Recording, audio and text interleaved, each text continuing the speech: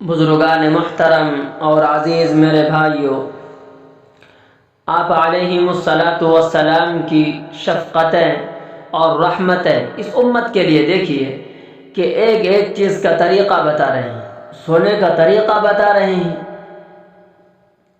جب بستر پر جائے تو کس طرح لیٹے وہ طریقہ بتا رہے ہیں، کس طرح سوئے وہ طریقہ بتا رہے ہیں۔ جس طرح ماں باپ اپنے بچے کو ایک ایک چیز سکھاتے ہیں، اسی طرح آپ علیہم الصلاۃ والسلام نے اس امت کو ایک ایک بات سکھائی ہے۔ ایک حدیث میں آپ علیہم الصلاۃ والسلام نے ارشاد فرمایا، اذا اتیت مضجعک فتوضا وضوءک للصلاۃ، کہ جب تم بستر پر سونے کے لیے جانے کا ارادہ کرو تو ویسا ہی وضو کر لو جیسا کہ نماز کے لیے وضو کیا جاتا ہے۔ میرے بھائی، یہ بھی آپ علیہم الصلاۃ والسلام کی سنت ہے کہ آدمی وضو کر کے سوئے۔ اس کے بعد آپ علیہم الصلاۃ والسلام سونے کا طریقہ بتا رہے ہیں کہ دائیں کروٹ پر لیٹو۔ یہ بھی آداب میں ہے کہ انسان جب سونے کے لیے بستر پر لیٹے تو ابتداءً دائیں کروٹ پر لیٹے، بعد میں اگر ضرورت ہو تو کروٹ بدل دے، وہ ادب کے خلاف نہیں ہے۔ حضرت حذیفہ رضی اللہ عنہ سے روایت ہے، فرماتے ہیں کہ آپ علیہم الصلاۃ والسلام جب رات کے وقت اپنے بستر پر تشریف لے جاتے تو اپنا ہاتھ اپنے رخسار کے نیچے رکھ لیتے تھے اور پھر یہ دعا پڑھتے تھے، اللہم بسمک اموت و احیا، یا اللہ میں آپ کے نام سے مرتا ہوں، آپ کے نام سے جیتا ہوں۔ اور جب آپ علیہم الصلاۃ والسلام سونے سے بیدار ہوتے تھے تو یہ دعا پڑھتے تھے، الحمدللہ الذی احیانا بعدما اماتنا والیہ النشور، یعنی اے اللہ آپ کا شکر ہے کہ آپ نے ہمیں موت کے بعد زندگی عطا فرمائی اور بالآخر اسی کے طرف ایک دن لوٹ کر جانا ہے۔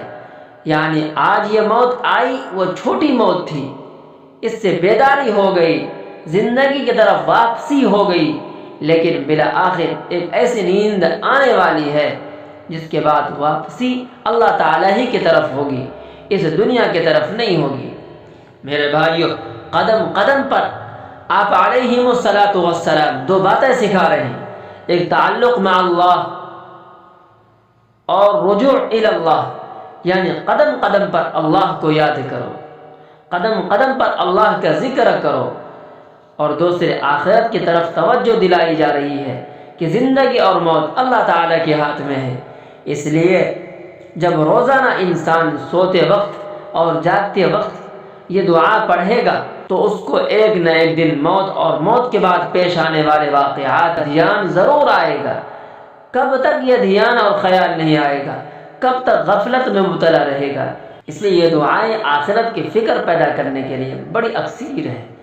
ایک حدیث میں آپ علیہم الصلاۃ والسلام ارشاد فرما رہے ہیں کہ تمام لذتوں کو ختم کر دینے والی چیز یعنی موت کو کثرت سے یاد کرو۔ موت کو کثرت سے یاد کرنے سے موت کے بعد اللہ تعالیٰ کے حضور حاضر ہونے کا احساس خود بخود پیدا ہوتا ہے۔ ہمارے زندگیوں میں جو خرابیاں آ گئی ہے وہ غفلت کی وجہ سے آئی ہے، موت سے غفلت ہے، اللہ تعالیٰ کے سامنے جواب دہی کے احساس سے غفلت ہے۔ اگر یہ غفلت دور ہو جائے اور یہ بات مستحضر ہو جائے ایک دن اللہ تعالیٰ کے سامنے پیش ہونا ہے تو پھر انسان اپنے ہر قول و فعل کو سوچ سمجھ کر کرے گا، کوئی کام اللہ کی مرضی کے خلاف نہ ہو جائے۔ اس لیے ان دعاؤں کو خود بھی یاد کرنا چاہیے اور اپنے بچوں کو بھی بچپن ہی میں یاد کرا دینا چاہیے۔ ایک صحابہ ایک واقعہ بیان کرتے ہیں کہ میں ایک دن مسجد میں پیٹ کے بل الٹا لیٹا ہوا تھا، اچانک میں نے دیکھا کوئی شخص اپنے پاؤں سے مجھے حرکت دے رہے ہیں اور ساتھ ساتھ یہ کہہ رہے ہیں، یہ لیٹنے کا وہ طریقہ ہے جسے اللہ تعالیٰ ناپسند فرماتے ہیں۔ جب میں نے مڑ کر دیکھا تو وہ کہنے والے شخص آپ علیہم الصلاۃ والسلام تھے۔ گویا کہ آپ علیہم الصلاۃ والسلام نے اس طریقے سے لیٹنے کو پسند نہیں فرمایا، یہاں تک کہ پاؤں سے حرکت دے کر ان کو اس پر تنبیہ فرمائی۔ اس سے معلوم ہوا بلا ضرورت پیٹ کے بل الٹا لیٹنا مکروہ ہے اور اللہ تعالیٰ کو بھی ناپسند ہے اور آپ علیہم الصلاۃ والسلام کو بھی ناپسند ہے۔